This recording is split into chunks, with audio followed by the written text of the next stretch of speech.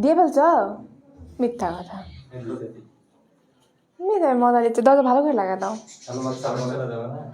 Hello বাচ্চারা, সত্যি দিয়ে দিছ? হ্যাঁ আল্লাহ চলে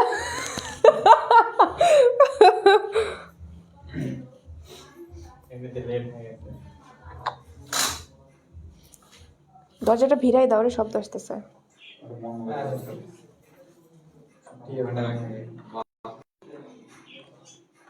কোথায় আমি তো পাচ্ছি না।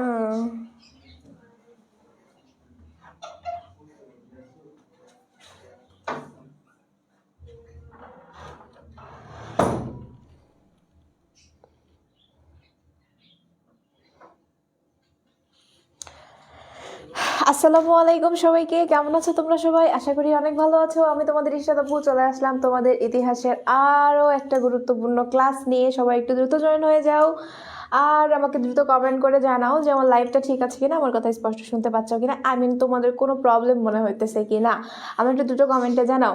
আর যদি কোনো ফ্রেন্ড এই গ্রুপে থেকে থাকে তাকে একটু মেনশন করে দাও।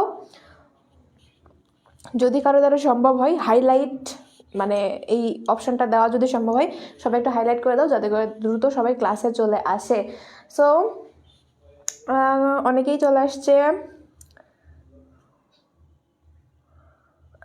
কে এটা? সুমাইয়া, শিমু, রুনা আক্তার, সালমান, পারভেজ, তারপর হচ্ছে শারমিন, তারপর হচ্ছে রাহুল, আর্নি। ওকে ওকে ওকে, অনেক অনেক কিউট লাগছে আপনাকে, থ্যাংক ইউ সো মাচ। আচ্ছা, কেমন আছেন? আলহামদুলিল্লাহ ভালো আছি। ওকে,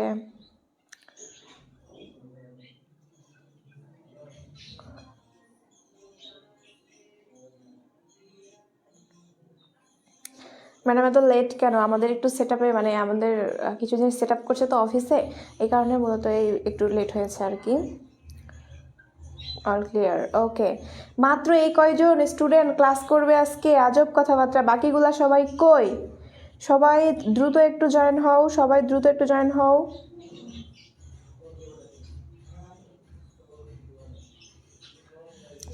আপু, আচ্ছা আচ্ছা আচ্ছা,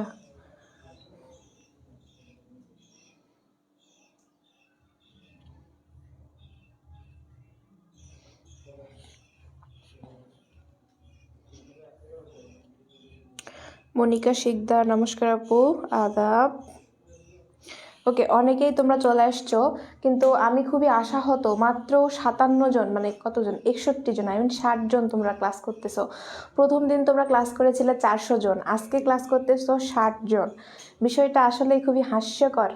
মানে কি বলবো আর, তোমাদের নিজেদেরই ইচ্ছা নাই ক্লাস করার, তাহলে ফ্রি ক্লাসগুলো আসলে দিয়ে কি লাভ বলো তো? তোমাদেরকে কি লাভ এই 10,000 স্টুডেন্টদেরকে?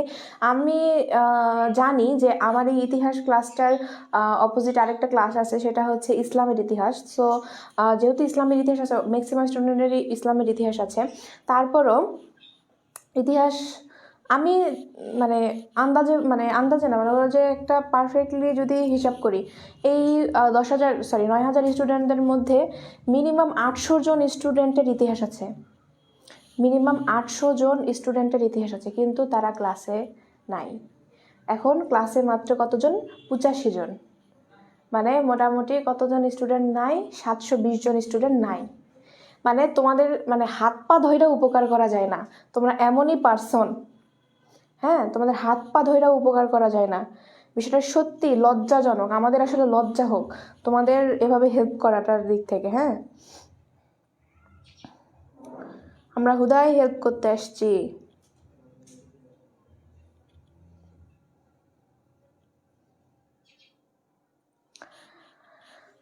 হ্যাঁ, তোমরা আছো, একজন স্টুডেন্ট থাকলেও আমরা ক্লাস নেব, কোনো সমস্যা না। কিন্তু আমাদের না খুব খারাপ লাগে যে ফ্রি ক্লাস, যেগুলো মানুষ টাকা দিয়ে ক্লাস করে, হ্যাঁ, যেগুলা ক্লাস টাকা দেওয়া করে, এই 1000 টাকার ক্লাসগুলা মানুষ টাকা দেওয়া করে, তোমরা সেই ক্লাসগুলা ফ্রি পাচ্ছ। এই জন্যই পানির দাম নাই। পানির দাম নাই।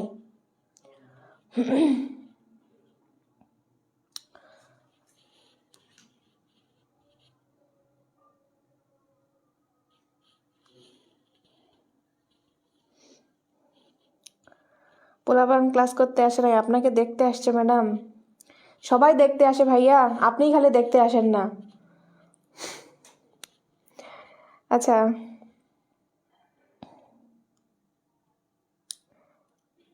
ওকে।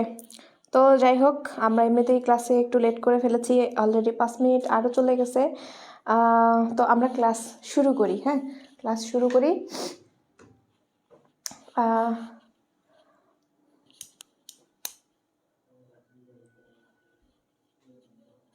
আমরা ক্লাস শুরু করি। আমাদের গত ক্লাস কি করেছি? আমাদের হচ্ছে শিল্প বিপ্লবের উপর একটা ক্লাস দুইটা ক্লাস হয়েছে অলরেডি। তো এই ক্লাসগুলো আমরা কি করেছি, আমরা একটু সবাই হাত তুলবো। আমরা এই যারা যারা করেছি তাদের জন্য অনেক শুভকামনা। তোমাদের এই অধ্যায়টা মানে ফুললি কমপ্লিট হয়ে গেছে। নতুন করে ওখানে আর কোনো কিছু পড়ার দরকার নাই। আমি যতটুকু পড়েছি জাস্ট এনাফ, এর বেশি কিছু দরকার নাই। এখন আজকে আমরা পড়ব আমাদের আরও একটা গুরুত্বপূর্ণ অধ্যায়, যেটা হচ্ছে ফরাসি বিপ্লব। সবাই নোট করা শুরু করবে। যাদের নোট করতে ইচ্ছা করবে না, যারা বই নিয়ে বসছো, তাদের জন্য বলছি, তারা বইয়ের আশেপাশে দরকার হলে লিখে রাখবে। ওকে, এখন কোথায় লিখলে তোমার জন্য সুবিধা, তোমার বইটা আরও সুন্দর লাগবে দেখতে, সেটা তোমাদের ব্যাপার, কিন্তু বইয়ের আশেপাশে লেখা শুরু করবে। আর যদি এতেও বইয়ের না লিখতে ইচ্ছা করে, আবার খাতাও না লিখতে ইচ্ছা করে, তাহলে আরেকটা কাজ করতে পারো, সেটা স্টিকি নোটে লিখতে পারো। আর আরেকটা জিনিস, সেটা হচ্ছে যারা নোট করবে না তাদের সাথে কোনো খাতির নাই। এখন নোট এর মধ্যে কিছু কিছু পার্সন আছে যারা পড়াশোনার ক্ষেত্রে অনেক ডেডিকেট আছে, বাট ওদের হচ্ছে কোনো পরিস্থিতির কারণে, যেমন ধরো কোথাও যাচ্ছে তারা, এই কারণে গাড়িতে আছে, ওই সময় ক্লাস করতেছে, নোট করা পসিবল না, ইটস ওকে। বাট যাদের সুযোগ আছে, নোট করতেছো না, পরবর্তীতে যদি শুনি আপু একটু সাজেশন দেন, সত্যি বলতেছি কুরিয়ারে মাইর পাঠাবো,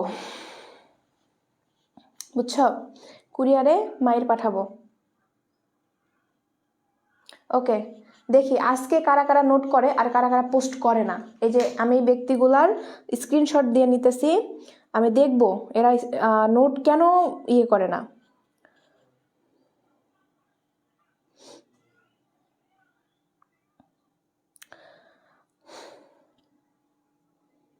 ওকে, স্ক্রিনশটটা দিই।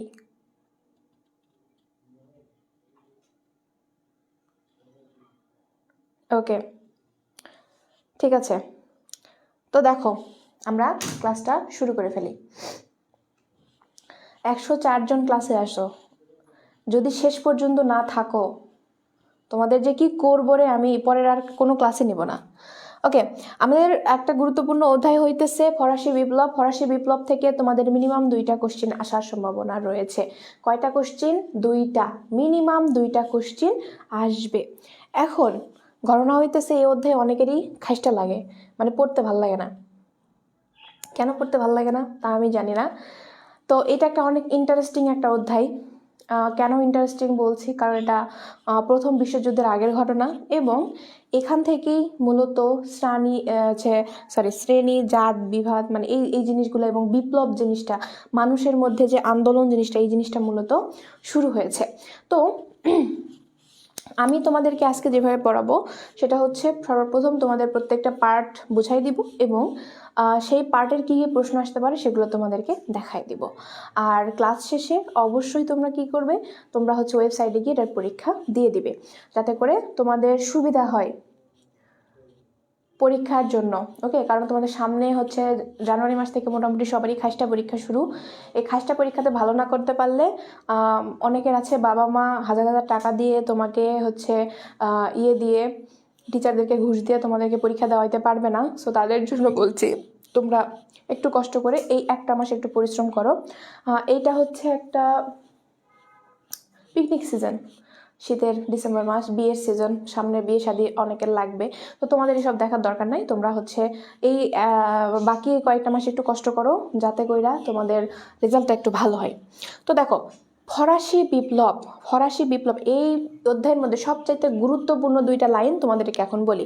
এবং এই অধ্যায় থেকে তোমাদের শুধু এইচএসসিতে আসবে না, এইচএসসির পরবর্তীতে তোমরা যখন অ্যাডমিশন দিবা, যারা যারা এখানে অ্যাডমিশন দিবা, তাদের জন্য অনেক গুরুত্বপূর্ণ কিছু তথ্য রয়েছে, আমি দেখাই দিব এবং চিহ্নিত করে দেবো। ওগুলো তোমরা যা একটু লিখে নিবা, তাহলে তোমার পরবর্তীতে অ্যাডমিশনে দেখবা যে তোমাদের 10% জিকের হয়ে গেছে। ওকে, তো দেখো এখানে গুরুত্বপূর্ণ দুইটা লাইন আছে, দুইটা লাইন আমরা একটু দেখে নেই। দুইটা লাইন তোমাদের এমসিকিউ এর জন্য গুরুত্বপূর্ণ, সাথে এইচএসসি এবং অ্যাডমিশন দুইটার জন্যই গুরুত্বপূর্ণ এই দুইটা লাইন, ঠিক আছে। ফরাসি বিপ্লব এটা সংগঠিত হয়েছিল 1789 সালে। কত সালে? 1789 সালে। খুবই গুরুত্বপূর্ণ একটা কোশ্চিন, এটা তোমাদের এমসিকিউ এর জন্য গুরুত্বপূর্ণ, এমসিকিউ এর জন্য গুরুত্বপূর্ণ। আবার এটা তোমাদের ক নাম্বারের জন্য গুরুত্বপূর্ণ, আবার এটা তোমাদের অ্যাডমিশনের জন্য গুরুত্বপূর্ণ। এরপর আছে একটা মূল মন্ত্র, স্লোগান। এই স্লোগানটা তোমাদের জন্য কিসের জন্য গুরুত্বপূর্ণ? এই একই সেম ক্যাটাগরিরই জিনিস। এই দুইটা লাইন তোমাদের খুব যদি মাথায় রাখতে পারো তাহলে তোমরা এমসিকিউতেও ভালো করবা এবং ক নাম্বারেও ভালো করবা। এখন কথা হইতেছে যে এমসিকিউ এই একটা লাইন আবার কি হইলো আপু? তোমরা যখন অ্যাডমিশন দিতে যাবা দেখবা কি জিনিস করছে ওরা, এটা এখানে দিছে, এটা এখানে দিছে, স্বাধীনতা দিছে সামনে, অথবা এই তিনটা মনে করো যে একই কথা কিন্তু উলট পালট জায়গা করে দিছে, তখন বলবে যে নিচের কোনটা সঠিক, টিক মারো। তখন তোমার মনে করো ঝামেলা ধরে যাবে, আল্লাহ তিনটাই তো ঠিকই তো আছে। ধর মৈত্রী সামনে দিল, সাম্য পরে দিল, স্বাধীনতা দিল অন্য জায়গায়, অথবা স্বাধীনতা জায়গায় অন্য কিছু একটা দিয়ে দিল, তোমার তো মনে হবে যে তিনটা তো একই জিনিস, এইটাই তো পড়ছি, তখন তুমি দ্বিধায় পড়ে যাবা। সো এইটা একদম ঠোঁটস্থ। আজকের যে ক্লাসটা নিব, এই ক্লাসে ভাই সব কিছু যদি ঠোঁটস্থ না রাখতে পারো, তুমি না অ্যাডমিশনে ভালো করবা না এসএসসিতে ভালো করবা।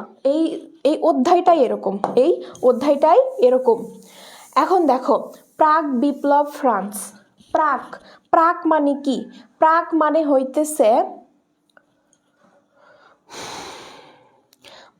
হইতেছে আগে।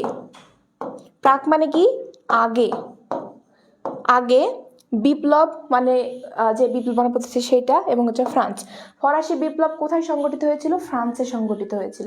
এখন কথা হইতেছে ফ্রান্সে যে বিপ্লবটা সংগঠিত হয়েছে, ফরাসি বিপ্লব সংগঠিত, তার আগে মূলত কি রকম অবস্থা ছিল সেইটা এখন আমরা আলোচনা করব। বিপ্লব তো সংগঠিত হবে, তার আগে কি কি সামাজিক অবস্থা, রাজনৈতিক অবস্থা, অর্থনৈতিক অবস্থা, সবকিছু বিষয়ে একটু আলোচনা করব। কারণ একটা বিপ্লব সংগঠনের পিছনে এই সামাজিক অবস্থা, অর্থনৈতিক অবস্থা এবং রাজনৈতিক অবস্থা অনেক বেশি গুরুত্বপূর্ণ। ওকে, দূর বাবা। দেখো, ঐতিহাসিক রবার্ট পামাকেত মতানুসারে ফরাসি বিপ্লবকে ইউরোপীয় বিপ্লব বলাই সঙ্গত। এই বিপ্লবে ইতিহাসে সর্বাপেক্ষা প্রস্তুত ঘটনা বলা যায়। আচ্ছা, আমরা এখানে একটা লাইন পাইছি, দেখো এই লাইনটা আমরা একটু মাথায় নেই। এই বিপ্লবকে ইতিহাসের সর্বাপেক্ষা প্রস্তুত ঘটনা বলা যায়। তোমাদের প্রশ্ন ঠিক এইরকমভাবে আসবে, সবাই সিকিউ স্পেশাল এই কথাটা খাতার সাইডে মনে করো, এদিক থেকে লেখা শুরু করো, এই পাশে লিখবা সিকিউ স্পেশাল, লিখে নিচে লিখবা। তোমাদের প্রশ্নটা ঠিক এইভাবে আসবে, উদ্দীপক একটা দেওয়া থাকবে, যে উদ্দীপক দ্বারা ফরাসি বিপ্লব বুঝাবে। এরপর সেখানে তোমাদের গ নাম্বার বা ঘ নাম্বার প্রশ্ন থাকবে, উদ্দীপকের ওই বিপ্লবটি কি ইতিহাসে সর্বাপেক্ষা প্রস্তুত ঘটনা বলা যেতে পারে, ব্যাখ্যা করো। তখন কি দেবা? তখন তোমাদেরকে এভাবে লিখতে হবে অবশ্যই। কারণ কি? এইটার পিছনে মনে করো সেই সময়কার রাজনৈতিক অবস্থা এবং সামাজিক অবস্থা এবং হচ্ছে অর্থনৈতিক অবস্থা মানে এমন একটা দুর্যোগপূর্ণ জায়গায় গিয়েছিল, যার কারণে মানুষ বাধ্য হয়ে এই বিপ্লবটা করেছে, এবং মানুষ অনেক দিন ধরে চেষ্টা করে এই বিপ্লবটা সংগঠিত করেছে। এই জন্যেই এটা একটা সর্বাপেক্ষা প্রস্তুত ঘটনা। এই হচ্ছে তোমাদের একটা প্রশ্নের ধারণা দিলাম। এরপর দেখো, শোষণ বঞ্চনা ছিল শাসক দলের বিরুদ্ধে মানুষের ক্ষোভের প্রধান কারণ।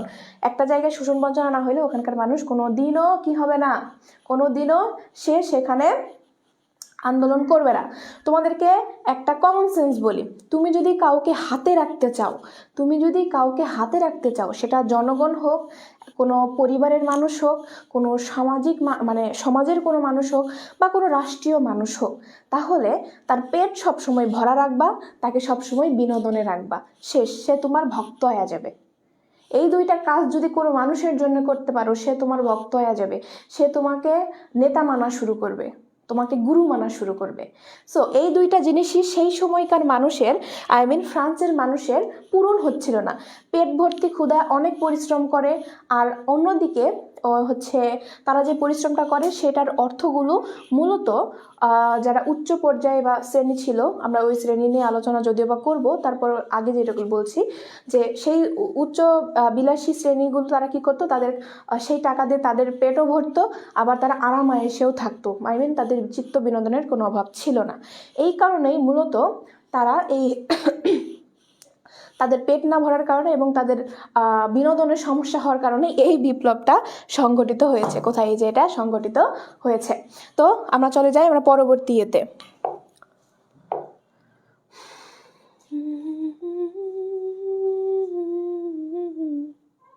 ওকে, দেখো আমরা এখন আলোচনা করব সেই সময়কার সামাজিক অবস্থা, মানে সমাজটা কীরকমভাবে পরিচালিত হতো সেগুলো আমরা দেখব। আমি দিয়েছি পয়েন্ট আকারে, এটা কি করেছে? যাই হোক, কিছু করার নাই। দেখো সামাজিক অবস্থাটা কেমন ছিল।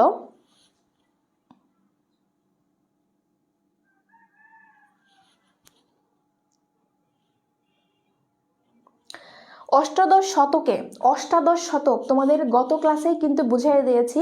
আমাদেরকে যেই শতক বলা হবে তার আগের 100 বছর আমরা ধরে নেব। আই মিন 1701 সাল থেকে আমাদের 1800 শতকের মধ্যে আমাদের যা ঘটনা রয়েছে সেই সময়ে ইউরোপীয় সমাজ বিকাশ করে ফ্রান্সের প্রধানত 3টি শ্রেণী বিভক্ত ছিল। আই মিন ফ্রান্সের 3টা শ্রেণীর আবির্ভাব ছিল। কি কি শ্রেণী ছিল? তারা ছিল যাজক শ্রেণী, তারপর ছিল অভিজাত শ্রেণী, এরপর ছিল সাধারণ শ্রেণী। এই সাধারণ শ্রেণীর মধ্যে আবার ভাগ আছে, যদিও তোমাদের সেটা না পড়লেও চলবে, কারণ তোমাদের এই শ্রেণী বিভাগটা যদি তোমাদের কোনো প্রশ্ন আসে তাহলে সেটা আসবে খ বিভাগে। সবাই দাগ দাও, সবাই লিখে নাও। এই লাইন থেকে তোমাদের ফ্রান্সে প্রধানত 3টি শ্রেণীর বিভক্ত ছিল, যাজক শ্রেণী, অভিজাত শ্রেণী এবং কি তোমাদের সাধারণ শ্রেণী। যে কোনো একটা শ্রেণীর উপরে তোমাদের প্রশ্ন আসতে পারে, যেমন যাজক শ্রেণী কি বুঝিয়ে লেখো অথবা অভিজাত শ্রেণী কি বুঝিয়ে লেখো। ম্যাক্সিমাম সময় তোমাদের এই অভিজাত শ্রেণীটাই বেশি আসছে, ঠিক আছে? অথবা দ্বিতীয় স্টেট কি? আচ্ছা, আমরা হচ্ছে এটা তো বলা হয় প্রতিটি শ্রেণীকে মূলত স্টেট বলা হতো। আই মিন এই যে যাজক শ্রেণী একটা স্টেট, অভিজাত শ্রেণী একটা স্টেট, এরপর সাধারণ শ্রেণী একটা স্টেট। আমরা এটা এই শব্দটার সাথে পরিচিত, সো আমরা এটা সহজে বুঝবো।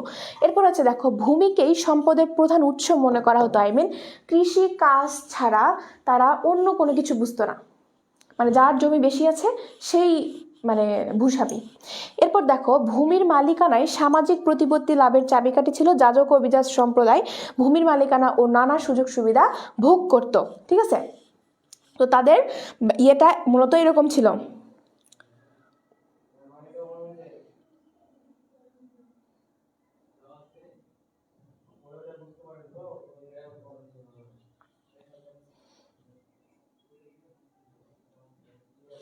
আচ্ছা, এখন দেখো এইটুকু হচ্ছে সামাজিক অবস্থা। তুমি এখন বলতে পারো, আপু আমাদের বই তো এতগুলো আছে, আপনি এইটুকু দিছেন কেন? তোমার বইয়ে এতগুলো আছে, এটা সঠিক, এবং আমি অতগুলো পড়াইতে আসি নাই। কেন আসি নাই? কারণ আমি একদিনে তোমার পুরো অধ্যায় শেষ করাই দিব এবং তোমাকে টেস্ট পরীক্ষার জন্য এখন আমি তৈরি করতেছি। সো আমি তোমাকে বইয়ের অতগুলা জিনিস দিতে পারি না। যতটুকুই দিব ততটুকুই পরীক্ষাতে আসবে, এর বাইরে কিছু আসবে না। তোমাদের যারা ফ্রি ক্লাস করতেছো তোমাদের জন্য একদম একটা ফরজ কাজ হইতেছে আমার স্লাইডগুলো নিয়ে নিজের ফোনে সেভ করে রাখা। কারণ যে কয়টাই ক্লাস তোমরা ফ্রি পাও না কেন, এই স্লাইডগুলো যদি কাছে রাখতে পারো ভাই, বই যদি নাও পড়ো, আমার স্লাইডটা যদি মুখস্থ রাখো, তুমি এমন কোনো কোশ্চিন এই অধ্যায় থেকে করা হবে না যেটার অ্যান্সার তুমি এই স্লাইড থেকে পাবা না। তোমরা মনে করো আমরা জাস্ট একটা স্লাইড নিয়ে আসি আর পড়াই, এই স্লাইডটার পিছনে আমাদের 4 থেকে 5 ঘন্টা সময় ব্যয় হয় প্রত্যেকটা স্লাইডের পিছনে, সাথে এমসিকিউ এগুলা কিন্তু বাদ, শুধু স্লাইডের পেছনে। সো আমরা সব কিছু মনে করো যে অ্যানালাইসিস করে তারপরে এখানে ইনক্লুড করি। তুমি যদি এতটুকু মাথায় রাখো, এতটুকুই পরীক্ষায় লিখে আসতে পারবো না, আমি একদম তোমাকে গ্যারান্টি সহকারে বলতে পারতেছি। ওকে, তোমরা এতটুকুই মনে রাখবা এবং বই পড়তে যাবা না, বইয়ের ভাষা অনেক কঠিন আছে, তোমাদের মাথায় ঢুকবে না। ওর বাবা রে, আবু কি পড়াইছিল, আমি কিছু মিল করে পাচ্ছি না রে, দরকার নেই।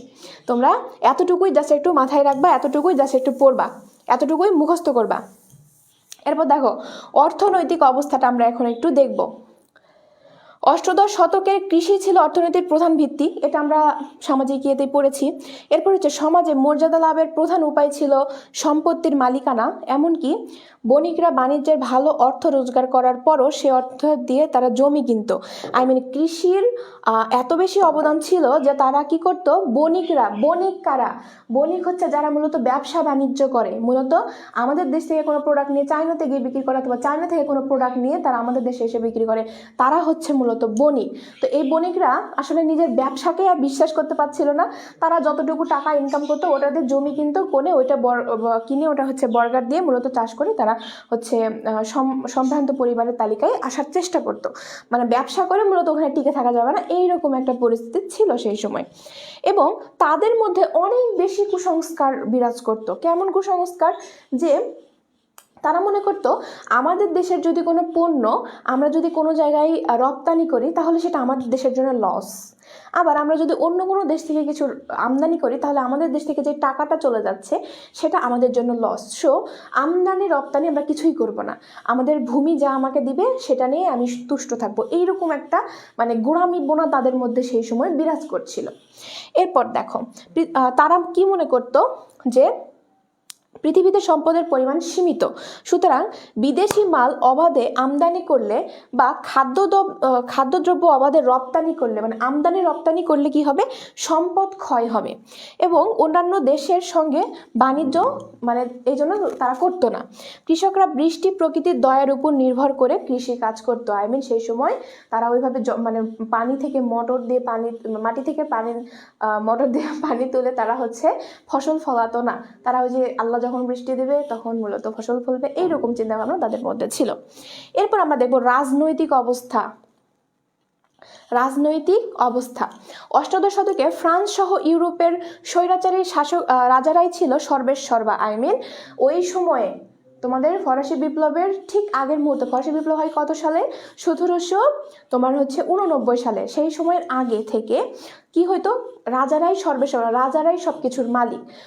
যারা সাধারণ শ্রেণী আছে তারা শুধু কি করবে, তারা শুধু মানে পরিশ্রম করে যাবে, রাজাদের শুধু সেবা করবে, এরকমটা তারা মনে করতো। রাজ্যকে রাজার ব্যক্তিগত বা রাজবংশের সম্পত্তি মনে করা হতো। রাজ্যকে যেমন আমাদের দেশটা তো এখন গণতান্ত্রিক একটা সম্পত্তি, মানে যার যে সম্পত্তি, যার কাছে যে দলিল আছে সেই সেটা সম্পত্তি, কিন্তু সেই সময় মূলত মনে করা হতো যে যে রাজা তার সম্পত্তি সবকিছু, সে যদি বলে এই তুমি এই জমি চাষ করো তাকে ওই জমি চাষ করতে হবে, আবার যদি বলে এই তুমি ওই জমি চাষ করো না তাকে ওই জমি চাষ করা যাবে না, সে যদি বলে এই তুমি শুধু মাছ মাইরে বেড়াবা, প্রত্যেকদিন তুমি হচ্ছে একটা জেলে হবা, তুমি কৃষক যতই থাকো না কেন তুমি হচ্ছে আজকের পর থেকে মাছ মেরে আমাকে খাওয়াবা, তাহলে সে মাছ মারবে। তো এরকম চিন্তা ভাবনা যদি মানে সে যা করতো তাই। এরপর হচ্ছে রাজা, অভিজাত ও ধর্মযাজকরা একজোটে কি করে জনগণকে শাসন করতো। এই যে রাজারা এই যে শাসন কার্যটা পরিচালনা করছে, তারা মূলত এই যে ধর্মযাজক এবং অভিজাত শ্রেণী যারা আছে, লর্ড যারা আছে, তোমরা অনেক সময় আমাদের যে দেখেছ ধরো ইংরেজরা যখন আমাদের দেশে আসছিল তখন আমরা দেখেছি যে বিভিন্ন ইংরেজ শাসকরা এখানে আসছে, লর্ড হচ্ছে উইলিয়াম বেন্টিংস, তারপর হচ্ছে লর্ড কার্জন, তারপর হচ্ছে এরকম কিন্তু আরো অনেক লর্ড আসছে। তো তোমরা অনেকেই মনে করো এই লর্ডটা মনে হয় আমাদের এরকম হবে যে আমাদের দেশে শাসন করতে আসছে, এটা মনে হয় সরকারি কোনো পদবি। আসলে সরকারি কোনো পদবি এটা নয়, এটা একটা পারিবারিক পদবি। কিভাবে পারিবারিক পদবি সেটা তোমাদেরকে বলি। লর্ড তাদেরকেই বলা হয় কোনো দেশের যারা শাসক শ্রেণীর মধ্যে পড়ে না, কি করে না, শাসক শ্রেণীর মধ্যে পড়ে না, কিন্তু তারা একদম সাধারণ শ্রেণীর মধ্যেও পড়ে না, তাদের বড় বড় ব্যবসা আছে, যে ব্যবসা দ্বারা তারা অনেক অর্থ মানে লাভ করতে পারে এবং তাদের অনেক দাসদাসী রয়েছে, কিন্তু তারা রাজা বা রাজ পরিবারের কোনো সদস্য নয়, তারাই মূলত লর্ড। এই লর্ড উপাধিটা মূলত তৈরি করে ইংল্যান্ড রাজারা। ইংল্যান্ড বা ব্রিটেনের রাজারা প্রথম এই জিনিসটা তৈরি করে। তো তারপর থেকে এই অভিজাত শ্রেণীর যারা উগ্র সন্তান ছিল তাদের ম্যাক্সিমামই মূলত ভারতবর্ষে পাঠিয়ে দেওয়া হয়েছে, যে তোমরা ওখানে যাও, ওখান থেকে অর্থ আমাদের কাছে পাঠাও। ঠিক আছে। তো এইরকম অভিজাত যারা শ্রেণীরা ছিল, মানে শুধু যে ইংল্যান্ডের অভিজাত শ্রেণী ছিল তা তো না, ফ্রান্সেও ছিল, জার্মানিতেও ছিল। তো ফ্রান্সের যারা অভিজাত শ্রেণী ছিল তারা নিজেদেরকে মনে করতো আমরা যদি রাজার আশেপাশে থাকি, রাজাকে খুশি রাখতে পারি, তাহলে আমরা এই সাধারণ শ্রেণীদের উপরে মূলত হচ্ছে আমাদের হুকুম জাহির করতে পারবো। এই জন্য সবসময় তারা রাজাদের আশেপাশে থাকতো। এবং ধর্মযাজক, যেহেতু প্রাচীনকাল থেকে এই ধর্মটা সবার আবেগের একটা বিষয়, আমার কাছেও আমার ধর্ম আবেগের বিষয়, তোমার কাছে তোমার ধর্ম আবেগের বিষয়। সো যারা ধর্মের প্রতি পরিচালিত করে তাদেরকে সবসময় সম্মানের নজর দেখা হয়। এই জন্য ধর্মযাজকদের মূলত তারা সম্মানের নজর দেখতো। আর এই লাইনটা একটু বানান ভুল গেছে, সো তোমরা যখন স্লাইডটা পাবা তখন ইনশাল্লাহ সঠিক পাবা। এখানে মেবি প্রিন্ট যখন করা হয়েছে তখন ভুল হয়েছে আর কি। তো এরপর দেখো ফরাসি বিপ্লবের কারণ। ফরাসি বিপ্লবের আমরা এতক্ষণ ধরে যেটা পড়লাম সেটা হইতেছে কি, ফরাসি বিপ্লবের সামাজিক, রাজনৈতিক, তারপর হচ্ছে কি বলে তোমার অর্থনৈতিক যে অবস্থাটা সেটা পড়লাম। এখন তোমাদের এখানে দেওয়া হচ্ছে ফরাসি বিপ্লবের কারণ। আমি এখানে দুইটা ধান কেন দিয়েছি সেটা তোমাদের বলে এখন তোমাদের একটা চোরাই বুদ্ধি শিখাবো। চোরাই বুদ্ধি এটা হচ্ছে, তুমি যদি তোমার বই খোলো দেখবা ফরাসি বিপ্লবের কারণের পেছনে অনেকগুলা কারণ দেওয়া আছে। আল্লাহর ওয়াস্তে একটা কারণও তোমাদের লেখার দরকার নেই। তোমরা কি করবা, এতক্ষণ ধরে যেই বিভিন্ন সামাজিক, রাজনৈতিক, তারপর অর্থনৈতিক কারণগুলো যেগুলো তোমরা পড়লা ততটুকুই তুমি জাস্ট এখানে কপি পেস্ট মারবা। লিখবা যে ফরাসি বিপ্লবের কারণ কি, সামাজিক অবস্থাটা এরকম এরকম ছিল, অর্থনৈতিক অবস্থা এরকম এরকম ছিল, রাজনৈতিক অবস্থা এরকম এরকম ছিল, এই কারণেই ফরাসি বিপ্লব সংঘটিত হয়েছে, শেষ। আর কিছু লেখার দরকার নেই, জাস্ট এই কপি পেস্টটা করে দেবা। শুধু যে কম্পিউটারে কপি পেস্ট হয়, শুধু যে ফোনে কপি পেস্ট হয়, বিষয়টা এমন না। নিজের জীবনেও কপি পেস্ট করা শিখো, না হলে চলতে পারবে না। যুগটা কিন্তু অনেক অনেক অনেক দূর আগায় গেছে। তো আচ্ছা, এখান থেকে আমরা কিছু সিকিউ স্পেশাল দেখব যেটা অনেক বেশি গুরুত্বপূর্ণ আমাদের জন্য। দেখো এখানে কি বলা হয়েছে, ফরাসি বিপ্লবে ফ্রান্সের সামাজিক, অর্থনৈতিক, রাজনৈতিক অবস্থা ব্যাখ্যা করো, অথবা যে কোনো একটা আসতে পারে। ফরাসি বিপ্লবের শুধু সামাজিক অবস্থা ব্যাখ্যা করো, অথবা শুধু রাজনৈতিক অবস্থা ব্যাখ্যা করো, অথবা রাজনৈতিক অবস্থা মানে অর্থনৈতিক অবস্থা ব্যাখ্যা করো, এরকম প্রশ্ন তোমাদের হইতে পারে।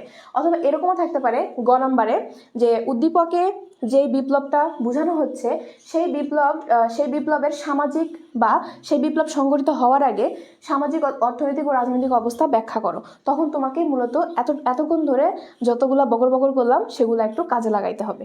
ওকে, আমরা এতটুকু কি ক্লিয়ার আছি? আমরা কি এতটুকু বুঝতে পারছি? যদি বুঝে থাকি আমাকে কমেন্টে জানাও।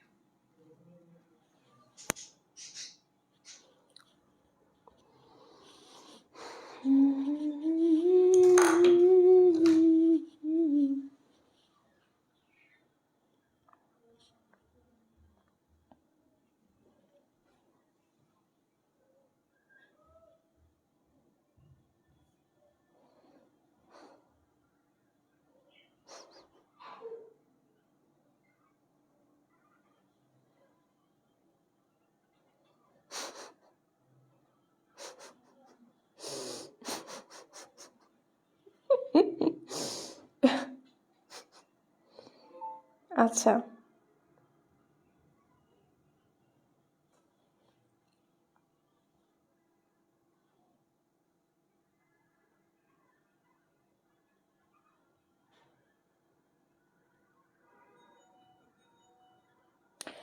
ফরাসি বিপ্লবের কারণটা একটু বুঝিয়ে বলবেন? ওকে, ফরাসি বিপ্লবের তোমরা এই যে রাজনৈতিক, এতক্ষণ ধরে আমি রাজনৈতিক, তারপর হচ্ছে মানে ফরাসি বিপ্লবের আগে, হ্যাঁ ফরাসি বিপ্লবের আগে রাজনৈতিক অবস্থা কেমন ছিল, সামাজিক অবস্থা কেমন ছিল, অর্থনৈতিক অবস্থা কেমন ছিল, এই যে তোমাদের এতক্ষণ ধরে বুঝাইলাম না, তোমরা যখন এই প্রশ্নটার উত্তর লিখবা যে ফরাসি বিপ্লবের কারণগুলা বলো, তখন তোমরা বলবা ফরাসি বিপ্লবের আগে মূলত সামাজিক অবস্থা এমন ছিল, রাজনৈতিক অবস্থা এমন ছিল, অর্থনৈতিক অবস্থা এমন ছিল, এই কারণে ফরাসি বিপ্লব সংঘটিত হয়েছে।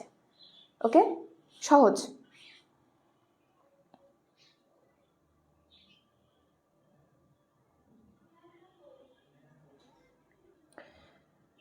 হাসির রহস্য কি আপু, এই যে একজন কমেন্টে দিয়েছে যে যতগুলা স্ক্রিনশট নিয়েছে সবগুলাতে আপু চোখ বন্ধ করে আছে, মুখ হাঁ করে আছে, এগুলা হচ্ছে পোস্ট করলে কি আমার পাপ হবে? এটা দেখে হাসি বেরোচ্ছিল আমার, বুঝছো?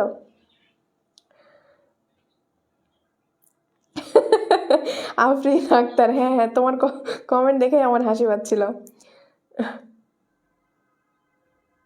ওকে, ঠিক আছে, তাহলে দেখলাম তোমরা সব কিছুই বুঝে গেছো, সো আমি পরের পার্টটা আবার শুরু করছি। ওকে ওকে ওকে ভাই, তোরা যাস না দয়া করে ক্লাস থেকে, ঠিক আছে? তোরা চলে গেলে আমার খুব খারাপ লাগে। একজন থাকলেও না আমি ক্লাস করবো, কোনো সমস্যা নাই, কিন্তু মনে করে যে স্টুডেন্ট কমে গেলে আমার খুব খারাপ লাগে ক্লাস করাতে, যে আমি হয়তো বা বুঝাইতে পারতেছি না, নিজের উপর খুব গিলটি ফিল হয়। হ্যাঁ, তো চলো আমরা চলে যাই। এবং এখন যেটা আলোচনা করব এটা হচ্ছে এই অধ্যায়ের সবচাইতে গুরুত্বপূর্ণ টপিক, কারণ তোমাদের শুধু এখন যে টপিকটা তোমরা দেখতেছো, এই টপিকটা হচ্ছে যে কোনো মানে বিপ্লব বা যে কোনো যুদ্ধ বা যে কোনো সংঘাত কি বলে প্রচার করার একটা মাধ্যম। তোমরা চিন্তা করে দেখো 1789, হ্যাঁ 89 সালে, সেই সময় কিন্তু ফোন ছিল না, বেতার ছিল না, টিভি ছিল না, মিডিয়া ছিল না। সো তাহলে আমাদের এই যে একটা বিপ্লব, সেটা এই জায়গা থেকে ধরো রাজশাহী থেকে রংপুর পর্যন্ত বা রাজশাহী থেকে সিলেট পর্যন্ত কিভাবে পৌঁছাবে? সেই সময় কিন্তু প্রেস ছিল, পত্রিকা ছিল। সো এই পত্রিকায় যারা প্রচার করবে তারা অবশ্যই গুরুত্বপূর্ণ, তাই কিনা বলো? তোমরা খাতায় নোট করে নাও, স্টার চিহ্ন দিয়ে লিখে নাও, তুমি এখন থেকে যতগুলো অধ্যায় পড়বা এবং সেই অধ্যায় যদি কোনো যুদ্ধ থাকে, সেই যুদ্ধ বা সেই আন্দোলন বা সেই বিপ্লবের যে মানে এই আন্দোলনটা বা এই যুদ্ধটা হচ্ছে প্রচার করবে, সেই জিনিসটা খুবই গুরুত্বপূর্ণ। ওকে, যেমন এই আন্দোলনটা হচ্ছে বা এই বিপ্লবটা প্রচার করেছিল কিছু দার্শনিক। তারা কি করতো? তারা বই লিখতো, তারা প্রতিবেদন লিখতো, যেগুলা পড়ে মানুষ সচেতন হতো, যেগুলা পড়ে মানুষ বিভিন্ন ঘটনা, বিভিন্ন তথ্য, বিভিন্ন সামাজিক অবস্থা, অর্থনৈতিক অবস্থা, রাজনৈতিক অবস্থা বুঝতে পারত। সো তাদের লেখনীগুলো খুবই গুরুত্বপূর্ণ, এবং তারা কিভাবে কি কি জিনিস উল্লেখ করে মূলত এই আন্দোলনটাকে আরও বেগবান করেছেন সেটা সম্পর্কে আমরা এখন জানবো। দেখো, ফরাসি বিপ্লবের দার্শনিকদের অবদান। অষ্টদশ শতাব্দী ছিল আধুনিক ইতিহাসের জ্ঞানদীপ্ত যুগ। মোস্ট ইম্পর্ট্যান্ট একটা এমসিকিউ, সবাই এমসিকিউ এর জন্য এটা নোট করো। একাদশ শতাব্দী ছিল আধুনিক ইতিহাসের বুদ্ধিদীপ্ত যুগ। এখানে তোমাদের প্রশ্ন আসবে অষ্টাদশ শতাব্দীর কোন সময় আধুনিক সময়টা কিসের যুগ ছিল, তখন তোমাকে বুদ্ধিদীপ্ত যুগ উল্লেখ করতে হবে। আজান দিতেছে, আমরা একটু 30 সেকেন্ড ওয়েট করি, তারপর আবার ক্লাস শুরু করছি।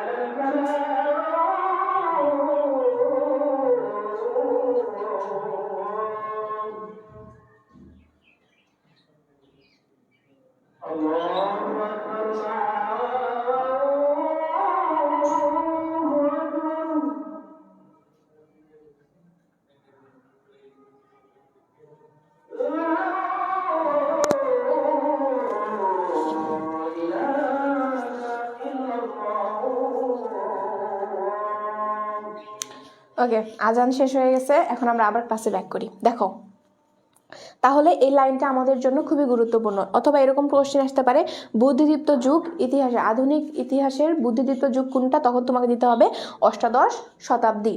ওকে, এতটুকু মাথায় রাখবা। এরপর দেখো, আমরা কিছু গুরুত্বপূর্ণ ব্যক্তিবর্গকে নিয়ে আলোচনা করব, তারা কিভাবে আমাদের এই আন্দোলনটাকে আরো বেগবান করেছে সেটা নিয়ে আলোচনা করব। এবং প্রত্যেকটা ব্যক্তির কিছু জিনিস তোমাদেরকে একটু মনে রাখতে হবে, কিছু জিনিস মনে রাখতে হবে। কি কি জিনিস মনে রাখতে হবে আমি বলে দিচ্ছি। দেখো, তোমাদের সৃজনশীল কেমনে থাকবে, আগে সর্বপ্রথম বিষয়টা হচ্ছে সৃজনশীল কেমনে থাকবে। সৃজনশীল থাকবে এমন একজন ব্যক্তি, ওই ব্যক্তি এটা করছে, একটা আন্দোলনকে কেন্দ্র করে এটা এটা ঘটাইছে, তারপরে এটা এটা করে ফেলছে, করার পরে সে এই জিনিস বিশ্বাস করতো না, সে এরকম টাইপের ছিল, এইরকম থাকবে। এবং তাদের সাথে তোমার পড়া এই 3 থেকে 4 জন দার্শনিকের মিল খুঁজে বের করতে হবে। এখন আমরা মিলগুলো কি করব, এখন আমরা পড়ে ফেলবো, বা তাদের যে বৈশিষ্ট্যগুলো থেকে কোশ্চেন আসতে পারে সেগুলো আমরা দাগ দিয়ে নিব। দেখো,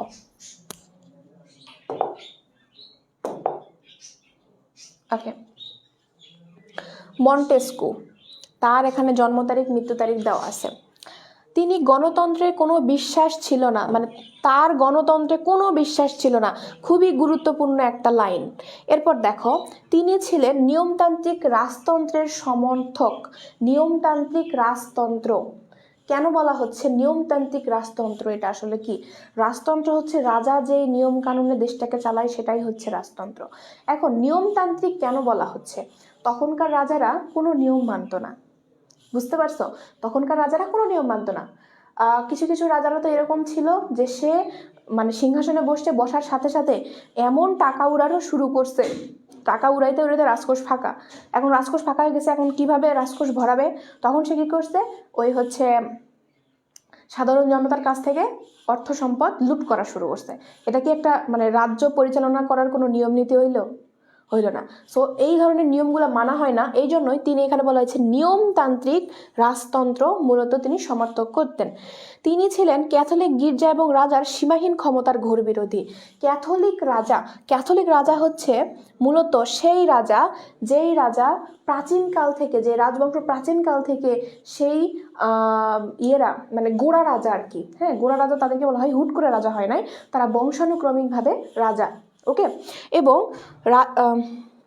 ক্যাথলিক গির্জা, এই রাজারা হচ্ছে এই বিষয়। এবং ক্যাথলিক গির্জা বলতে বোঝানো হয় যে ক্যাথলিক কথাটা হচ্ছে পুরনো কথা বলতে বোঝানো হয়, মানে পুরনো জিনিস, ঠিক আছে। এবং গির্জার এরকম বিষয়টা হচ্ছে এরকম যে সেই সময় গির্জার যারা যাজকরা ছিল তারা কিন্তু বিয়ে করতো না, বুঝতে পারছো? তারা বিয়ে করতো না, এবং যারা একদম পাদ্রী হয় তাদের ওইরকম বিয়ে শাদী হয় না আর কি। তো এই যারা একদম একটু হলেও সংসার করতে চায় তাদের আবার দেখা যায় তারা কোনো নানকে বিয়ে করে, আবার বিয়ে করতে গেলে, সংসার করতে গেলে তাদের আবার এই নানগিরি থাকে না। তো যাই হোক, এগুলা তাদের বিষয়, আমি জানি না আসলে ভিতরে কি ঘটনা। কিন্তু এরকম বিষয় যে তারা বিভিন্ন সময় সাধারণ জনগণের অর্থ সম্পদ লুট করতো না, জোর করে আদায় করতো, অথবা ইমোশনাল ব্ল্যাকমেল করে সেটা আদায় করতো। এভাবেও বলতো যে তোমার মেয়েকে এখানে ঈশ্বরের সেবার জন্য দিয়ে যাও, ঈশ্বর তোমার মঙ্গল করবেন। তো সেই ব্যক্তি তো বিপদে পড়ছে, সে মেয়েকে দিয়ে চলে গেল, মেয়ের উপর এখন দিনরাত 24 ঘন্টা শারীরিক নির্যাতন চলতেছে। তো বিষয়টা এরকম।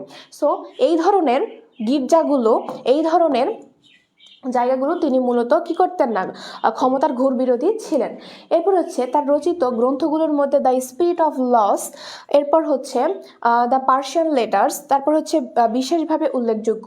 তাহলে এখান থেকে গুরুত্বপূর্ণ কিছু তথ্য, এটা হচ্ছে তোমাদের শুধু কিসের জন্য, শুধু এইচএসসির জন্য না, তোমাদের অ্যাডমিশনের জন্য গুরুত্বপূর্ণ। মন্টেস্কুর লেখা কিছু কি বলবো গ্রন্থগুলা, মন্টেস্কু লেখা কিছু গ্রন্থর নাম মনে রাখবা। কি? দ্য স্পিরিট অফ লস, এরপর হচ্ছে দ্য পার্সিয়ান লেটার্স। অ্যাডমিশনের জন্য তোমাদের এইচএসসি এ প্লাস অ্যাডমিশন,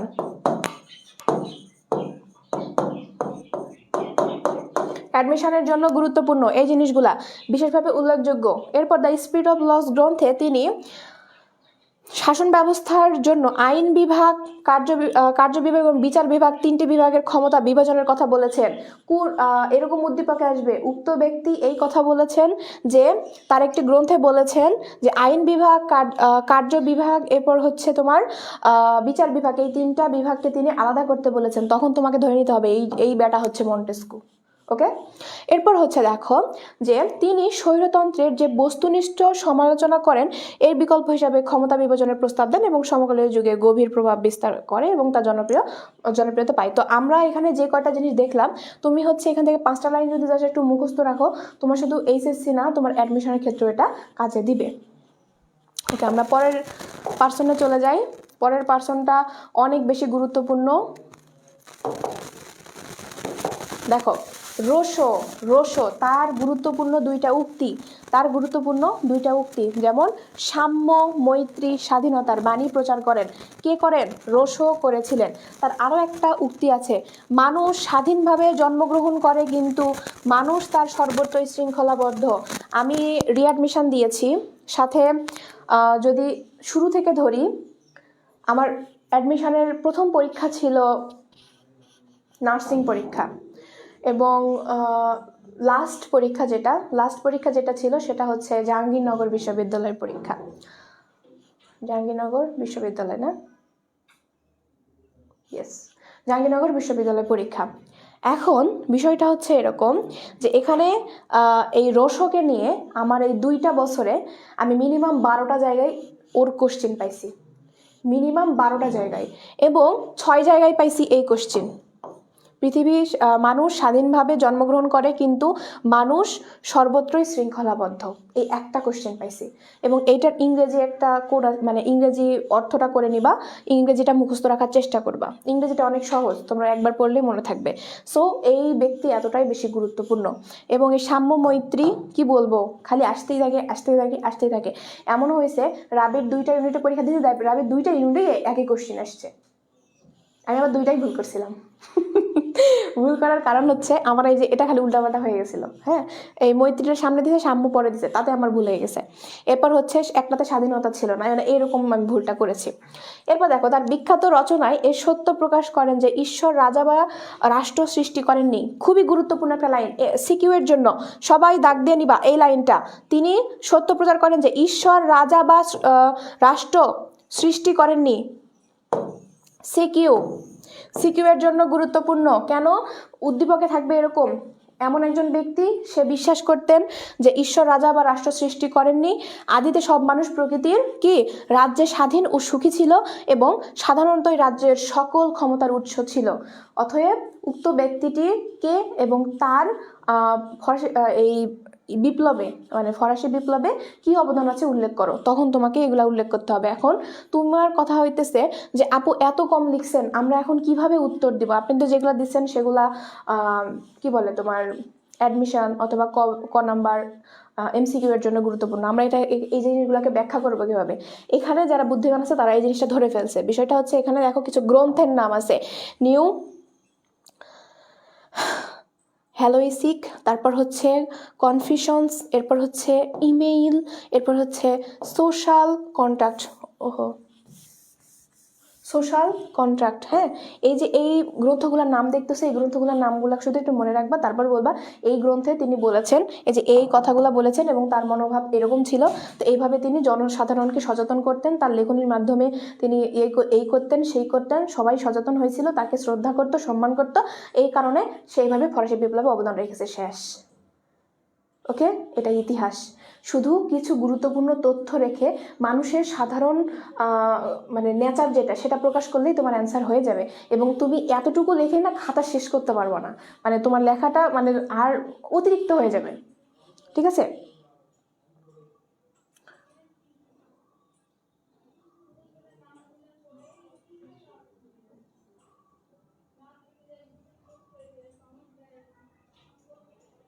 ওকে, ঠিক আছে।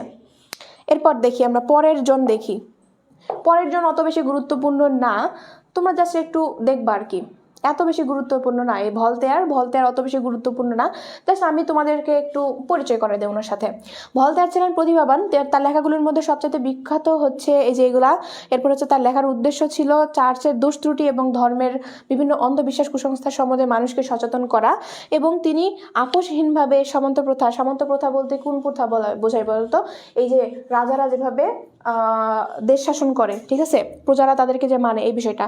খ্রিস্টান ধর্মের গোড়ামি বিরোধী ছিলেন, তাকে মানব জাতির বিবেক আখ্যা দেওয়া হয়েছে। তাহলে এখান থেকে একটা গুরুত্বপূর্ণ তথ্য হচ্ছে মানব জাতির বিবেক কোন দার্শনিককে আখ্যা দেওয়া হয়েছিল? ভলতেয়ারকে। এটা এতটুকু জাস্ট মাথায় রাখলেই হবে। এরপর দেখো সমালোচনা।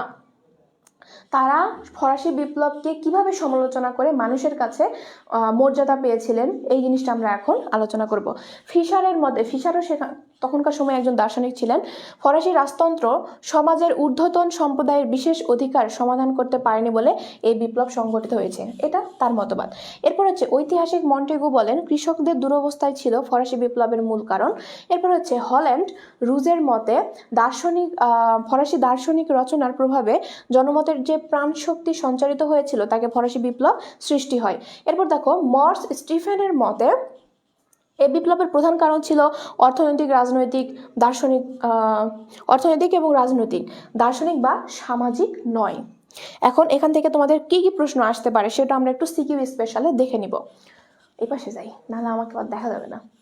দেখো ফরাসি বিপ্লবের দার্শনিকদের ভূমিকা।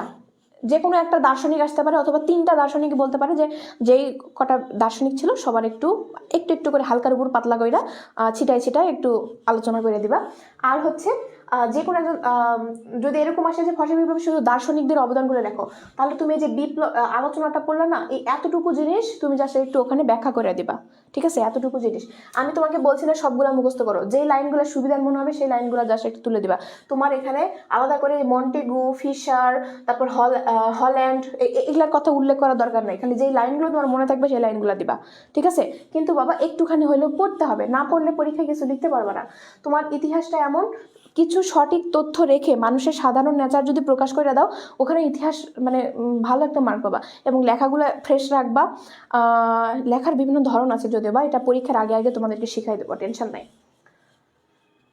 ওকে, এখন দেখো ফরাসি বিপ্লবের ঘটনা প্রবাহ। ফরাসি বিপ্লব যে ঘটেছিল এটা আসলে কিভাবে সংগঠিত হলো, সেই সময় যেদিন তোমার ফরাসি বিপ্লব ঘটেছে, 1789 সালের এই এক বছরে মূলত কি কি ঘটেছে, এই এক বছরের ঘটনাটা এখন আমরা একটু আলোচনা করব। কোত্থেকে কি হয়ে গেল এই জিনিসটা দেখো। 1789 থেকে 99 খ্রিস্টাব্দ, 10টা বছর খ্রিস্টাব্দ পর্যন্ত ফ্রান্সে সংগঠিত ধারাবাহিক বৈপ্লবিক ঘটনার সমষ্টিকেই সাধারণত ফরাসি বিপ্লব নামে অভিহিত করা হয়। যারা যারা ক্লাসে আসো এই মুহূর্তে সবাই এই দুইটা লাইন, ঠিক আছে, দুইটা লাইন সবাই মুখস্থ করবা, কারণ ফরাসি বিপ্লব কাকে বলে এই প্রশ্ন আসলে তোমরা এই অ্যান্সারটা তোমাদেরকে দিতে হবে। আর এই প্রশ্নটা অনেক গুরুত্বপূর্ণ, ক নাম্বারের জন্য। সবাই একটু মুখস্থ করো। মুখস্থ শেষ হয়ে গেলে আমাকে সবাই ডান লিখবা, দ্রুত সবাই শুরু করো।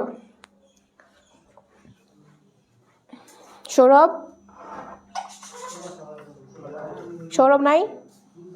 কে আছো? রাকিব পানি দিয়ে যাও তো।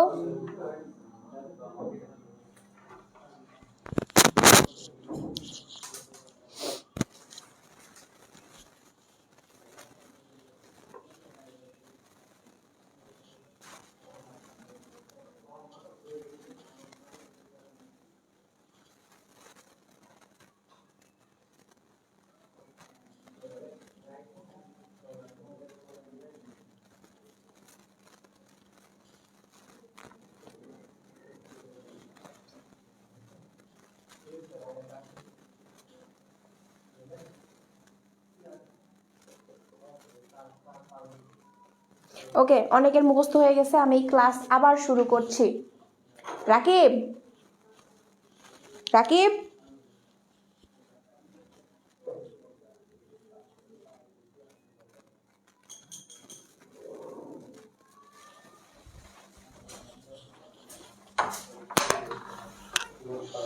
রাকিব নাই? পানি দিয়ে যাও তো।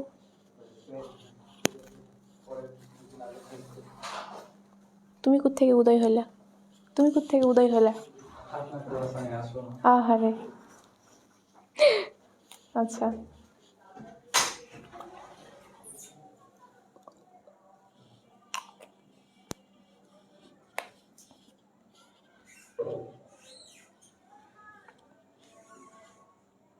ঠিক আছে,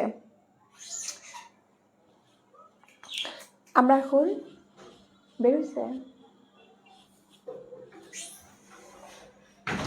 ক্লাস চলছে, কিছু করার নাই। আচ্ছা, আমরা এখন শুরু করি। 1774 খ্রিস্টাব্দে যখন ষোড়শ লুই ফ্রান্সের সিংহাসনে বসেন, বুঝো নামটা মনে রাখবা, বেড়াই দাও, নামটা মনে রাখো, ষোড়শ লুই। ষোড়শ লুই, এর আগে আরো অনেক লুই আসছে, কিন্তু সে ষোড়শ, 16 নাম্বার। এখন কথা হইতেছে, ষোড়শ লুই ফ্রান্সের সিংহাসনে আরোহণ করেন, তখন ফ্রান্সের অর্থনৈতিক জীবনে চরম বিপর্যয় দেখা দিয়েছিল। কেন বিপর্যয় দেখা দিয়েছিল সেটা এখন আমি তোমাদেরকে বলি।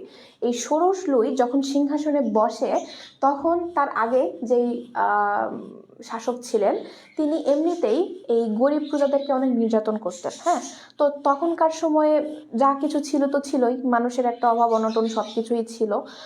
এরপর যখন এই ষোড়শ লুই সিংহাসনে বসে, সাথে সাথে কি হয়, সে সিংহাসনে বসার আনন্দে টাকা পয়সা উড়ানো শুরু করে। এই ওকে নজরানা দিয়ে দাও, এই হচ্ছে মানে প্রায় 3 মাস না 4 মাস ধরে খালি উৎসব অনুষ্ঠানই চলতেছিল। চিন্তা করে দেখো, মানে একজন ক্ষমতা পাইছে, তার ধরো যে অনুষ্ঠান চলতেছে 3 মাস কি 4 মাস ধরে, মানে এটা একটা কথা, মানে কেমন একটা বিষয় না? এগুলা অনুষ্ঠান করতে তো টাকা পয়সা খরচ হয় নাকি? তো এই জন্য মূলত চরম বিপর্যয় হয়, রাজকোষ শূন্য হয়ে যায়। এই কারণে যে বিপর্যয়টা দেখা দিয়েছিল, রাজা 1789 খ্রিস্টাব্দে 5ই মে স্টেট জেনারেল, এই স্টেট জেনারেলটা কি, সাধারণ শ্রেণী, স্টেট জেনারেল সাধারণ শ্রেণী, এই সাধারণ শ্রেণীর অধিবেশনে আহ্বান করেন। কেন আহ্বান করেন? কারণ যখন তার অর্থনৈতিক চরম বিপর্যয় শুরু হয়, তখন সে এই স্টেট জেনারেলের উপর অধিক চাপ দিয়ে সেখান থেকে অর্থ আদায় করা শুরু করেন। তো এই জন্য তারা ক্ষেপে যায় এবং তারা নালিশ জানাতে শুরু করে এবং তারা একটা আন্দোলনের সৃষ্টি করে। আর এই জিনিসটাকে ধামাচাপা দেওয়ার জন্য রাজা বলে, তোমরা স্টেট শ্রেণী আসো, তোমাদের হচ্ছে স্টেট জেনারেল তোমরা আসো, বা সাধারণ শ্রেণী তোমরা আসো, তোমাদের সাথে আমি একটা অধিবেশন করব। সেটা হচ্ছে 5ই মে। সালটা কত? সাল হচ্ছে আমাদের ফরাসি বিপ্লবের যে সাল, সেটাই, সেই সালেই এখন অধিবেশন করে। স্টেট জেনারেল 3 সম্প্রদায়ের প্রতিনিধি নিয়ে গঠিত ছিল। 3 সম্প্রদায়, 3 সম্প্রদায় কে কে ছিল বলো তো? যারা যারা বলতে পারবে তাদের জন্য একটা করে চকলেট।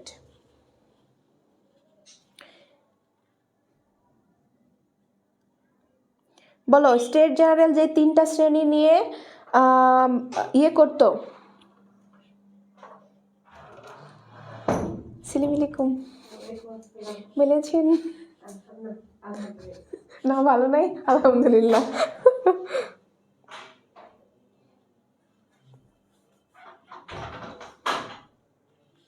ওকে, 3টা শ্রেণী নিয়ে গঠিত হয়েছে। 3টা শ্রেণীর নাম যে বলতে পারো তার জন্য একটা করে চকলেট, ঠিক আছে?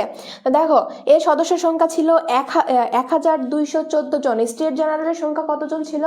1214 জন। এখন দেখো, রাজা যাজক ও অভিজাতদের প্রচারণায় 3য় সম্প্রদায়ের দমন করার জন্য জাতীয় পরিষদের ন্যাশনাল অ্যাসেম্বলি বা যে অধিবেশনটা ডেকেছিলেন সেটা স্থগিত করলেন। মানে 5ই মে তোমরা আসো, তোমাদের সাথে আমি বসবো, এরকম একটা সিদ্ধান্ত তিনি যখন নিয়েছেন, তখন এই যাজক শ্রেণী আর অভিজাত শ্রেণীরা চিন্তা করলো, হায় আল্লাহ, ওরা যদি সমঝোতা কইরা ফেলে, তাহলে তো হচ্ছে এই সাধারণ শ্রেণীকে তো আমরা শাসন করতে পারবো না, এদেরকে তো সবসময় পায়ের নিচে ফেলে রাখতে হবে, তাহলে এদেরকে মাথায় তোলার কি দরকার, রাজা তো ভুল করতেছে। তখন গিয়ে তারা রাজাকে কান পড়া দেয়, এবং এই কান পড়া নিয়ে রাজা মূলত আগেই তো মনে করো যে কি বলে, নাচনের নর্তকী, আর তার উপর পড়ছে মনে করো যে ঢোলের বাড়ি, ও আরও নাচা শুরু করছে এবং কি করছে, সেই অধিবেশনটা স্থগিত করে দেয়। ইভেন ওই দিন হচ্ছে যেহেতু একটা অধিবেশনের কথা ছিল, ওখানে রাজার সাথে সবাই দেখা করতে যাবে, এরকম একটা সিদ্ধান্ত ছিল। এই জন্য রাজা চিন্তা করে, যদি তারা আসে তখন আমি তাদেরকে আটকাবো কীভাবে, অতএব সব জায়গায় সৈন্য মোতায়েন করে দাও। এই জিনিসটা এখন দেখো যে 3য় সম্প্রদায় 20শে জুন তারিখে অধিবেশন করার সময় এসে দেখে সভাগৃহ বন্ধ, মানে যেখানে সভা বসার কথা বা যেখানে অধিবেশন বসার কথা সেটা বন্ধ, এবং ফটকে সৈন্য মোতায়েন করা হয়েছে যাতে করে কেউ ভিতরে ঢুকতে না পারে। এরপর বাধ্য হয়ে তারা মিরাবোর নেতৃত্বে, মিরাবো হচ্ছে তাদের কে ছিল, তাদের নেতা ছিল। এই মিরাবো নেতৃত্ব দিয়ে পার্শ্ববর্তী এবং রাজা যেখানে অধিবেশন করার কথা ছিল তার পাশেই একটা টেনিস খেলার মাঠ ছিল, সেখানে তার এক জায়গায় হয় এবং ইতিহাসে তার টেনিস কোর্টের শপথ নামে পরিচিত। শপথটা কেন বলছি, তারা ওখানে সবাই এক জায়গায় হয়ে একটা বিপ্লব করার সিদ্ধান্ত নেয় এবং সবাই মিলে সেটা শপথ করে যে যতক্ষণ না আমাদের অধিকার আদায় হচ্ছে আমরা এই বিপ্লব চালাতেই থাকবো। তো এই ধরনের একটা শপথ করার জন্যই মূলত এটা টেনিস কোর্টের শপথ নামে পরিচিত। এই কথাটা, টেনিস কোর্টের শপথটা তোমাদের খ নাম্বারের জন্য খুবই গুরুত্বপূর্ণ। সবাই এই জিনিসটা লিখে নিবা এবং তোমরা একটা কাজ করো যে এতটুকু একটু মুখস্থ করে নাও, যে এই যে এখান থেকে এই পর্যন্ত তোমরা খ নাম্বারের জন্য মুখস্থ করে নিবা। সবাই দ্রুত দ্রুত, সবাই দ্রুত মুখস্থ করবে।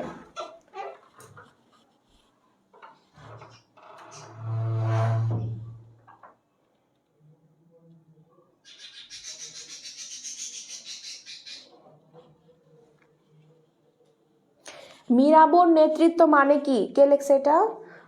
তীর্থ কুমার। আচ্ছা, মিরাবো হচ্ছে একজন লোকের নাম। মিরাবো কি, এটা একটা লোকের নাম, একটা নাউন, ঠিক আছে, এটা কোনো ইয়ে না।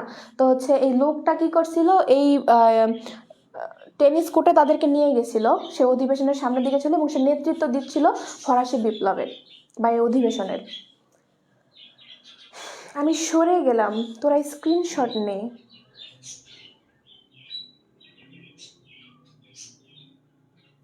টাইলি, টাইলি কোথায়? এ টাইলি কই পাইল? এ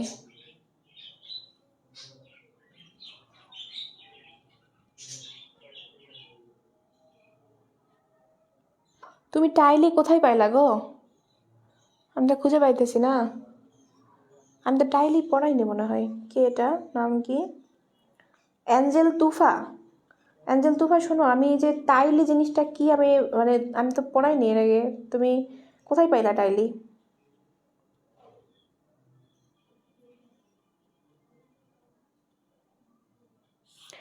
টেনিস কুরত।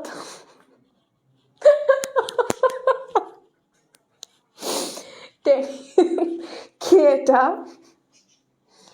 সুমাইয়া ইসলাম। টেনিস কুরত না রে, টেনিস কোর্ট।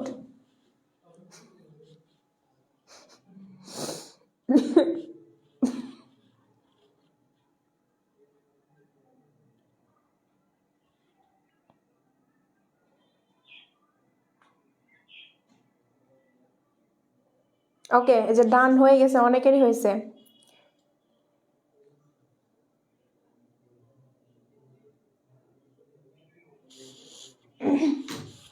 দেখো,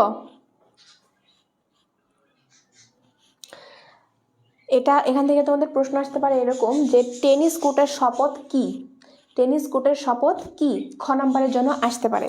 তোমরা কি লিখবা? রাজা, যাজক ও অভিজাত শ্রেণীর প্রচারণায় তৃতীয় সম্প্রদায়কে দমন করার জন্য জাতীয় পরিষদের অধিবেশন স্থগিত করলেন। তৃতীয় সম্প্রদায় 20 জুন অধিবেশনের সময় এসে দেখেন সভাগৃহ বন্ধ, ফটকে সৈন্য মোতায়েন করা হয়েছে। বাধ্য হয়ে তারা মিরাবোর নেতৃত্বে, মিরাবো একজন লোক, তার নেতৃত্বে পার্শ্ববর্তী টেনিস হচ্ছে যে টেনিস খেলে না, এরকম ঠকাস ঠকাস ঠকাস ঠকাস করে খেলে না, ওইটা বলে আমার হাতা খেলে, ওই যে হাতা খেলার যেখানে লেখা থাকতো হাতা কোর্টের শপথ, তাহলে খুব ভালো হইতো। যাই হোক, এই হাতা খেলতে যেখানে যেই মাঠটা আছে ওই মাঠে তাদেরকে নিয়ে যায় এবং সেখানে যায় তারা সবাই মিলে বুকে হাত দিয়ে একটা শপথ নেয় যে রাজাকে যতক্ষণ শায়েস্তা করতে না পারতেছি আমরা ততক্ষণ মাঠ ছাড়বো না, রাজপথ ছাড়ি নাই ছাড়ি নাই ছাড়ি নাই, এরকম একটা শপথ নিছিল। তো ওই শপথটাই মনে করো যে এই হাতা কোর্টের শপথ, ঠিক আছে? এবার মাথায় নিশ্চয়ই ঢুকছে তোমাদের।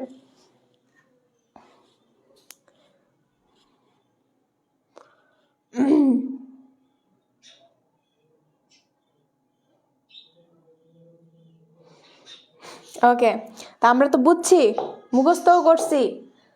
ওকে, আমরা এখন পরের ইয়েতে চলে যাই। এরপর দেখো পরবর্তী ঘটনা,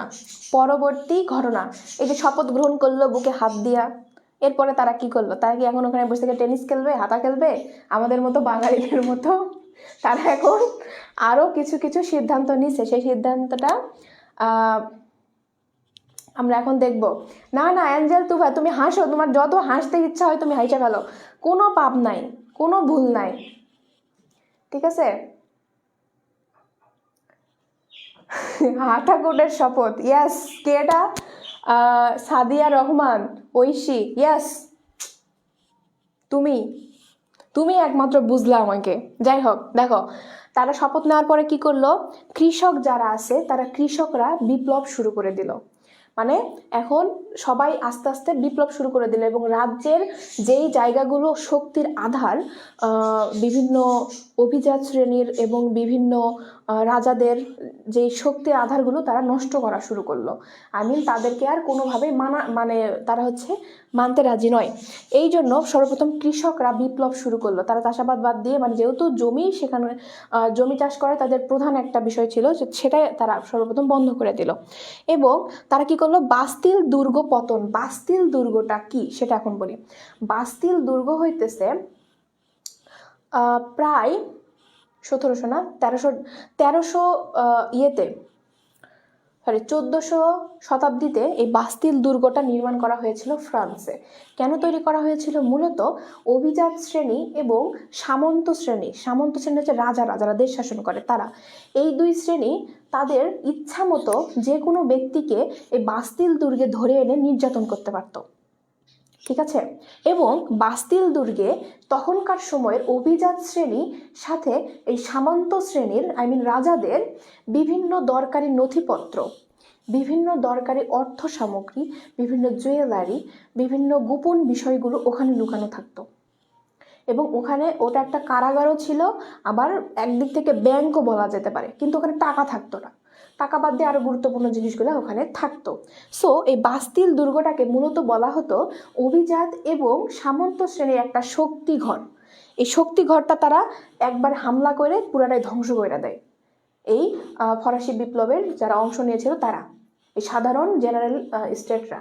ওকে, এরপর দেখো সন্ত্রাসের রাজত্ব বলতে তারা যখন এই দুটা যখন ধ্বংস করে দিল, তখন আস্তে আস্তে সামন্ত শ্রেণী এবং অভিজাত শ্রেণীরা একটু মুখ থুবড়ে পড়লো যে তাদের শক্তি যেহেতু কমে গেছে। ঠিক সেই সময় বিভিন্ন জায়গায় সন্ত্রাসের জন্ম হইল। যারা এই বাস্তিল দুর্গ পতন করেছিল, কৃষকদের সাথে আন্দোলন করেছিল, তখন তারা বেপরোয়া হয়ে গেল। মানে বিষয় একটা কথা আছে না, যে কুয়ার ব্যাঙ পুকুরে পড়লে যা অবস্থা হয়, ঠিক সেরকম ভাবে। তো যখন তাদের আর কোনো ব্যারিয়ার ছিল না, তারা কোনো আইনে চলতো না, তখন কিছু সন্ত্রাসের জন্ম হইল, যারা বিভিন্ন জায়গায় লুট চালাতো, বিভিন্ন হাট বাজার লুট করে তারা তাদের অর্থ সামগ্রী ভরানো শুরু করলো। এবং তাদের ভয়ে ত্রাসের রাজত্ব কায়েম হইলো। সবাই ভয়ে ভয়ে থাকতো যে না জানি কি হয়, কারণ দেশে তখন আর কোনো আইন ছিল না। তো এটাই হচ্ছে পরবর্তী ঘটনা।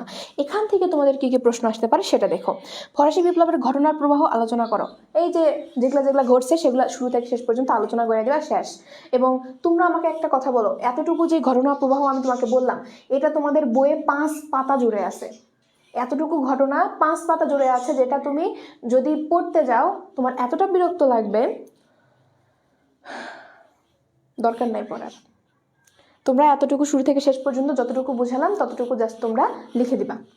এরপর উদ্দীপকে বর্ণিত ঘটনাটি কোন বিপ্লবের সাথে সাদৃশ্য ব্যাখ্যা করো। এই প্রশ্নটা তোমাদের গ অথবা ঘ নম্বরে থাকবে। এবং উদ্দীপকে বলবে যে এমন একটা রাজ্য, সেই রাজ্যের রাজা এরকম, সেখানে কিছু মানুষ বিপ্লব করার পর এইটা করলো সেটা করলো, এগুলোর সাথে মিল পাওয়া। তুমি মিল পাওয়ার পর বলবে যে উদ্দীপকের বর্ণিত ঘটনাটি কোন বিপ্লবের সাথে সাদৃশ্যপূর্ণ তা ব্যাখ্যা করো। এরকম একটা কোশ্চেন তোমাদের হয়ে যেতে পারে। তো এই হচ্ছে এই পার্টের গুরুত্বপূর্ণ বিষয়। তো আমরা এখন পরের পার্টে চলে যাব। ফরাসি বিপ্লবের ফলাফল কি কি ছিল সেটা আমরা এখন দেখব।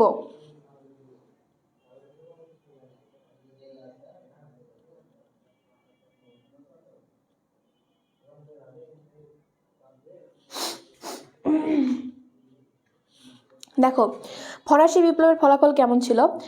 সামন্ত প্রথার বিলোপ। সামন্ত প্রথা বলতে যে রাজাদের বিভিন্ন শাসন, এই জিনিসটা বিলোপ হয়। এরপর নিয়মতান্ত্রিক রাজতন্ত্র প্রতিষ্ঠা। নিয়মতান্ত্রিক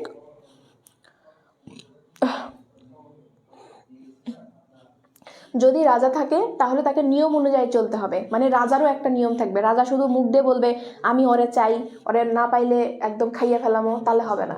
রাজাদেরও একটা নিয়ম থাকবে। এরপর বিপ্লবী চেতনার উন্মেষ। এই যে প্রথম ফরাসি বিপ্লবের মাধ্যমে মানুষ প্রথম বুঝতে পারে যে আমাদের অধিকার নেওয়ার জন্য আমাদের অবশ্যই আন্দোলন করতে হবে। সো এই ধরনের বিপ্লবী চেতনার উন্মেষ হয়। গির্জার সম্পদের রাষ্ট্রীয়করণ, তোমাদের কিছুক্ষণ আগেই বললাম যে গির্জার যারা পাদ্রীরা ছিল তারা হচ্ছে বিভিন্ন অনেক সম্পত্তির মালিক হয়ে গেছিল। কারণ কি, মানুষ ধর্মের প্রতি অনেক বেশি আবেগে ছিল। সে কি করতো, বিপদে পড়ছে যায় মানত করছে, যে আমরা সবাই করে থাকি যে আল্লাহ এবার যদি আমাকে A+ পাইয়া দাও তাহলে আমি 2টা নফল রোজা কইরা দিব, না হলে আমি প্রত্যেকটা ভিক্ষুকে 2 টাকা করে দিব, না হলে আমি মসজিদে 500 টাকা দিব। এরকম কিন্তু দোয়া আমরা করে থাকি, তাই না? ঠিক সেরকম তারা কি করতো, তারা মনে করতো আমি বিপদে পড়ছি, তাহলে কি করব, আমার তো অনেকগুলো মেয়ে আছে, আমার তো কোনো সম্পত্তি নাই, একটা মেয়েকে কি বলে তোমার হচ্ছে গির্জার হিসাবে দিয়ে দিই। তারপর কি হচ্ছে, আমি তো অনেক বিপদে পড়ছি, আমার তো অনেক সম্পদ আছে কিন্তু আমার সন্তান নাই, এখন ওখানে যে মানত করছে আমার একটা বাচ্চা হইলে আমি 10 বিঘা জমি দিয়ে দেবো। তো এইভাবে আস্তে আস্তে জমি অনেক বেশি বাইরে গেছিলো। তো এই জমিগুলা মূলত জনগণের কোনো কাজে লাগতো না। আবার হচ্ছে যে গির্জাতে যিনি যারা যারা থাকেন তাদের আর কতই লাগে বলো। তো তারা অনেক বেশি সম্পদশালী হওয়ার কারণে তারা অত্যাচার শুরু করেছিল, সেই সম্পত্তিগুলো মূলত রাষ্ট্রের কাছে দিয়ে দেওয়া হয়।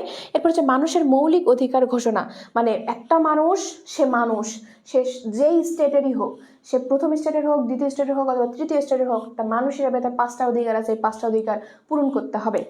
এখন কথা হইতেছে সীমাবদ্ধ ভোটাধিকার প্রচলন, রাজনৈতিক দলের উদ্ভব। সেই সময় মানুষ মূলত যেহেতু গণতান্ত্রিক মনোভাব একটু মানে উদ্ভব হয়েছিল মানুষের মাথায়, এই কারণে বিভিন্ন রাজনৈতিক দলের উদ্ভব হয়। আর রাজনৈতিক দল না থাকলে তো গণতন্ত্র কখনোই সম্ভব নয়।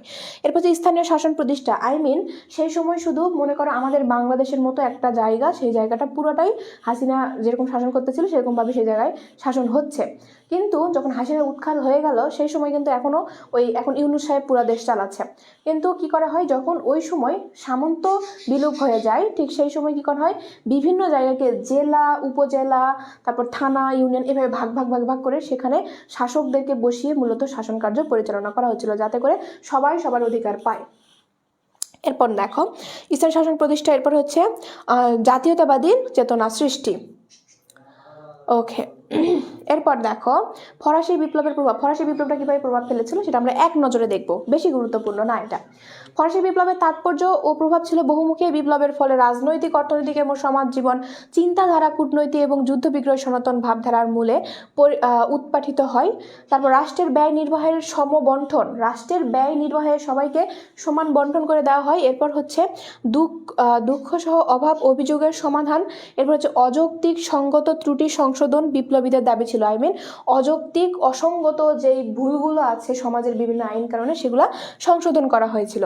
এরপর হচ্ছে স্বৈরাচারী শাসকের পরিবর্তে গণতান্ত্রিক শাসন প্রতিষ্ঠা বিপ্লবী নেতাদের উদ্দেশ্য ছিল।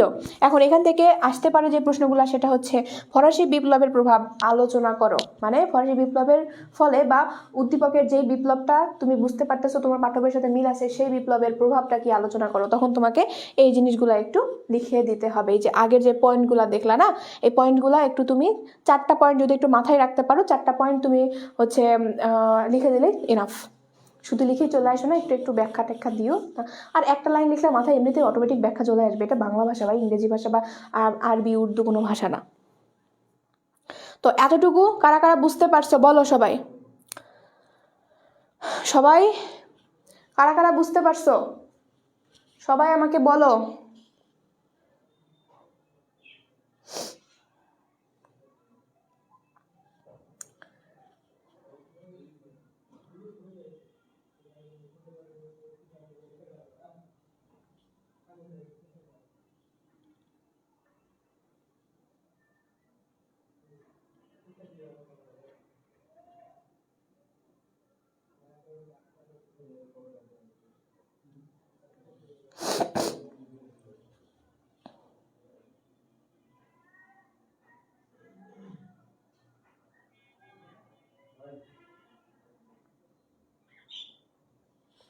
আচ্ছা, কি এটা গন্তব্য ঢাবি? তোমাকে বলছি আপু, ত্রাসের রাজত্ব আরেকবার প্লিজ। ত্রাসের রাজত্বটা হচ্ছে এরকম, যখন রাজারা মানে তাদের ক্ষমতা শেষ হয়ে গেল বিভিন্ন বিপ্লবের মাধ্যমে, যখন রাজাদের বিভিন্ন যেই ক্ষমতার জায়গাগুলো ছিল, যেমন বাস্তিল দুর্গ পতন, তারপর কৃষকরা চাষাবাদ বন্ধ করে দেয়। তো এইরকম জিনিস যখন সংঘটিত হচ্ছিল, তখন সামন্ত বা রাজা বা অভিজাত যারা শ্রেণী ছিল তারা অনেক মানে তাদের ক্ষমতা শিথিল হয়ে আসে, এবং জনগণকে ধরার মতো কোনো আইন কানুন ছিল না। এই কারণে কিছু সন্ত্রাসী লোক সেই সময় সমাজে জন্ম নেয়, যারা কি করছিল, বিভিন্ন জায়গায় কি করছে, তারা হচ্ছে লুট চালায়। যেমন একটা হাট বাজারে লুট করতো, তারা চুরি করতো, ডাকাতি করতো, ইচ্ছা মতো চলতো, বিচার নাই তো। এইরকম চলার কারণে মূলত কি হতো, যে সবাই ভয়ে থাকতো। ত্রাস কি, ত্রাস হচ্ছে ভয়। তো এইরকম ভয় থাকতো, তো এইটার ফলে মূলত এই ত্রাসের রাজত্বটা তৈরি হয়েছিল, বা ভয়ের রাজত্ব তৈরি হয়েছিল, এটাই ত্রাসের রাজত্ব। আচ্ছা,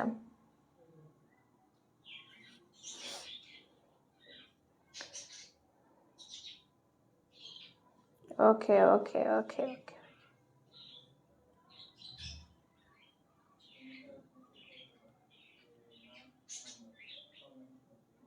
নামাজের জন্য ব্রেক দেন। নামাজের জন্য যারা যারা নামাজ পড়বা তারা হচ্ছে নামাজ পড়ে আসতে পারো, সমস্যা নাই। যতটুকু অংশ তোমরা মিস করবা ক্লাস শেষে এই জায়গাটুকু টেনে দেখে নিবা। তুমি নামাজের জন্য ব্রেক চাচ্ছ, তাহলে আরেকজন আছে যে হিন্দু, আরেকজন আছে যে খ্রিস্টান, আরেকজন আছে যে বৌদ্ধ, সে এইটুকু সময় কি করবে বলো? এখন মুসলিম প্রধান দেশ বলে আমরা অন্য কাউকে সম্মান করবো না, তা তো হয় না, তাই না? তুমি নামাজ পড়তে যাবা, এটা অবশ্যই উচিত, কিন্তু তুমি যেতে পারো নামাজ পড়তে। যতটুকু মিস করবো ততটুকু জিনিস একটু পরবর্তীতে টেনে দেখে নিবা, তাহলেই হবে। এভাবে ব্রেক দিলে আরও মানুষের কিছু প্রবলেম হয়।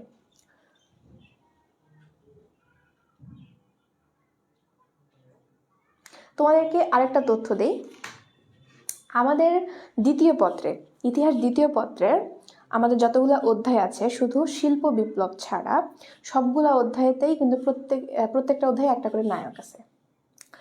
এখানে আছে যেমন এই যে নেপোলিয়ান সাহেব, পরেরটাতে আছেন কি যেন, মানে যাই হোক, আমরা প্রত্যেকটা অধ্যায়ে আর কি না একজন করে নায়ক দেখতে পাই, যে আসলে কি করে, প্রথমে আন্দোলন যুদ্ধ চলে, এই যুদ্ধ চলার পরবর্তী তারা হুশ করে চলে আসে, মানে নায়িকাকে বাঁচানোর জন্য, সাধারণ জনগণকে বাঁচানোর জন্য। তারপরে সে তারা যুদ্ধ কইরা, মনে করো যে শান্তি প্রতিষ্ঠা কইরা হুট করে চলে যায়। তো এটাই হচ্ছে নায়কের এন্ট্রি, এবং এরকমই আর কি প্রত্যেকটা কাহিনী এরকম। ইতিহাস দ্বিতীয় পত্রে প্রত্যেকটা কাহিনী এরকম, ঠিক আছে? তো চলো আমরা এখন আমাদের ক্লাসে আবার আপনি পড়বেন না নামাজ? হ্যাঁ, আমি নামাজ কেন পড়বো না, অবশ্যই নামাজ পড়বো।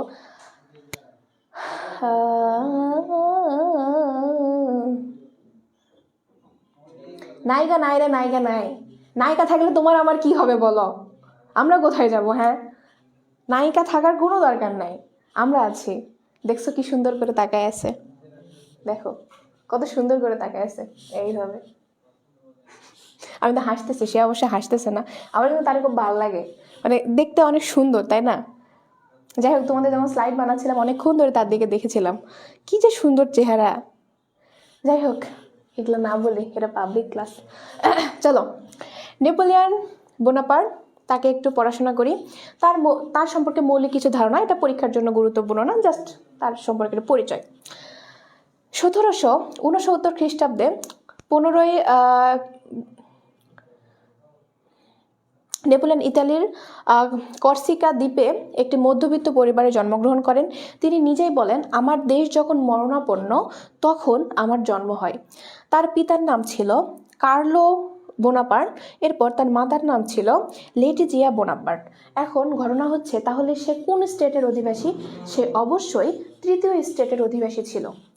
এরপর দেখো, 1791 খ্রিস্টাব্দে তিনি লেফটেন্যান্ট হন, সে আর্মির একজন সদস্য ছিলেন।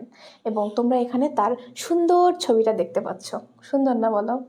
কত কিউট একটা চেহারা, তাকায় আছে দেখো কত সুন্দর কইরা। ও মাই গড। যাই হোক, বেশি দেখো না, বেশি দেখলে ক্লাস করতে আর মন চাইবে না। আমরা পরের ইয়েতে চলে যাই। নেপোলিয়ান বোনাপার্টের সংস্কার, মোস্ট ইম্পর্ট্যান্ট কোশ্চিন, এবং তোমাদের সেই 16 সাল থেকে এখন পর্যন্ত প্রায় প্রতি বছর কোনো না কোনো বোর্ডে এই প্রশ্নটা আসছে। এবং আমি যখন দেখতেছিলাম যে নেপোলিয়নের সংস্কারগুলা, তখন দেখতেছি ওইটার নিচে এতগুলা নাম দেওয়া আছে, যে সকল বোর্ড, নাহলে যশোর বোর্ড, মানে ওরকম দিতে দিতেই মানে একটা প্রশ্নের নিচে, এই টপিকটার নিচে প্রায় এতখানি লম্বা লাইন, মানে বোঝো তাহলে মানে এটা কতটা গুরুত্বপূর্ণ। সো আমরা কি করব, তার সংস্কারগুলো একটু দেখব। কনসুলেটর বা কূটনীতিবিদ হিসাবে নেপোলিয়ন 5 বছর ক্ষমতায় ছিলেন। সে কূটনীতিবিদ ছিল, কূটনৈতিকবিদ। তা আবার এটা মনে করে না সে কূটনামি করতো, এটা কিন্তু সেই কূটনামি না, এটা অন্য কূটনামি। তো এখন দেখো তার সংস্কারের প্রধান উদ্দেশ্যগুলো আমরা দেখি। সে যে সংস্কার করছিল, কোন জিনিসের জন্য সংস্কার করছিল? জাতির ক্ষত উপশম করা, একটি সুষ্ঠু ও সুদৃঢ় শাসন ব্যবস্থা প্রতিষ্ঠা করা, অর্থসামাজিক ক্ষেত্রে বৈষম্য ও অনাচার দূর করা, খ্যাতির মোহ, গৌরবের আকাঙ্ক্ষা এবং মানুষের মন জয় করার ঐকান্তিক বাসনা। মানুষের মন জয় করার ঐকান্তিক বাসনা। এখানে যেই 4টা অপশান দেখতে পাচ্ছ, এই 3টা অপশান তাকে অনেক উচ্চ মাকাম দান করেছিল, এটা সঠিক। কিন্তু এই 4 নাম্বার অপশানের জন্য তার মূলত পতন ঘটে। আমরা এই নেপোলিয়নের জীবন কাহিনী যদি আলোচনা করি, শেষের দিকে দেখতে পাবো যে সে কিন্তু ব্যর্থ হয়েছিল এবং তার ক্ষমতাগুলো তার কাছ থেকে নিয়ে নেওয়া হয়েছিল, মানে সে ক্ষমতা নিয়ে মরতে পারেনি। এখন কাহিনী হইতেছে যেখানে কি আছে, খ্যাতির মোহ আছে। মানে কি, আমার একটা খ্যাতি হবে, এই সেই হবে, হ্যান হবে, উচ্চ আকাঙ্ক্ষা, এই জিনিসটা তাকে ধ্বংস করেছিল। এরপর গৌরবের আকাঙ্ক্ষা, একই বিষয়। এরপর হচ্ছে মানুষের মন জয় করার ঐকান্তিক বাসনা। মানুষের মন জয় করা কোনোদিনও যেটা সম্ভব নয়, মানুষের মন জয় করা কোনোদিনও সম্ভব নয় রে ভাই। তুমি যতই চেষ্টা করো মানুষের মন জয় করতে পারবে না, কারণ মানুষ জান্নাত থেকে আসছে দুনিয়াতে, আর জান্নাতে রয়েছে অফুরন্ত, মানে ভরপুর সম্পদ। এই সম্পদ দেখে আসে মানুষের এই দুনিয়ার এত ছোট ছোট জিনিস ভালো লাগবে না, স্বাভাবিক। আর এই জন্যই মানুষের এখন প্রচলিত কথা, মানুষকে শান্ত করার জন্য, নিজের মনকে শান্ত করার জন্য মানুষের প্রচলিত কিছু কথা রয়েছে। সেগুলো হচ্ছে কি, যতটুকু আছে ততটুকু নিয়েই শান্ত থাকো, কি তোমার হচ্ছে উচ্চাকাঙ্ক্ষা ভালো নয়, এই সেখান দেন। কিন্তু ভাই আমরা তো সৃষ্টিগত দিক থেকে জান্নাত থেকে আসছি, তো এই কারণে আমাদের উচ্চাকাঙ্ক্ষা বেশি থাকবে, এটা স্বাভাবিক। আর তার উপর যদি তুমি মেয়ে মানুষ হও তাহলে তো কোনো কথাই নাই। কেন নাই? কারণ মেয়ে মানুষের জন্ম জান্নাতে।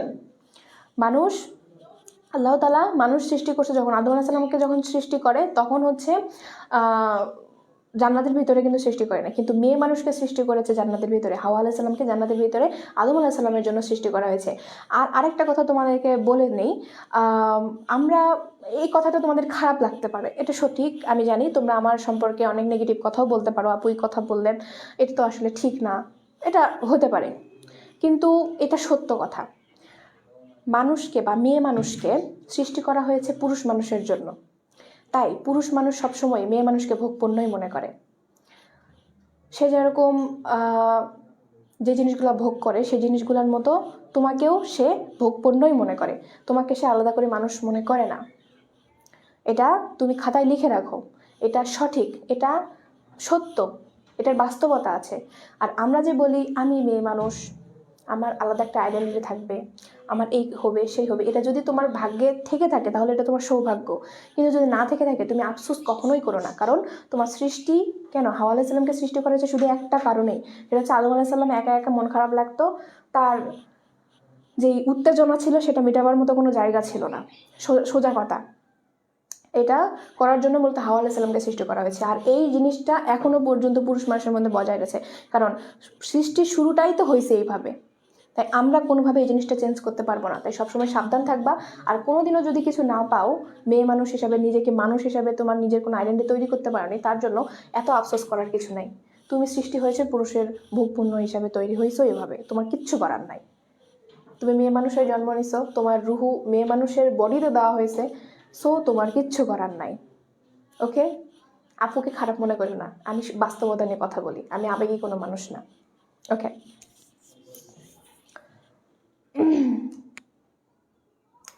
আমাদের ক্লাস, আচ্ছা ক্লাস কি আজকে এখানে শেষ করব, নাকি তোমাদের এই সংস্কারটা একটু পড়াই দিব? বলো।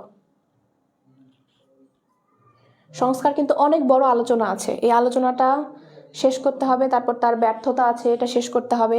তো তোমরা কি চাচ্ছ বলো, ক্লাস কি এখানে শেষ করতে চাচ্ছ, নাকি তোমরা চাচ্ছ আমি এই জিনিসটা কমপ্লিট করি?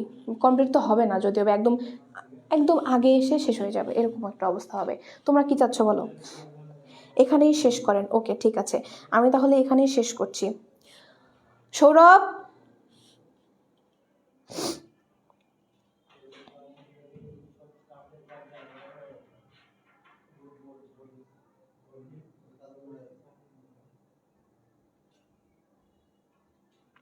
সংস্কার শেষ হবে না, সংস্কার অনেক বড় আছে। হ্যাঁ, সংস্কার অনেক বড় আছে, তার বিভিন্ন সংস্কার আছে। এই সংস্কারগুলো মাথায় না রাখলে তুমি এখান থেকে কোশ্চেন পারবে না।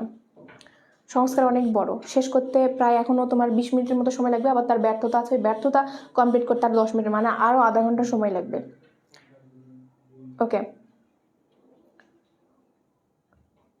ঠিক আছে, তাহলে আমরা আজকে ক্লাস এখানে স্টপ করি। সৌরভ,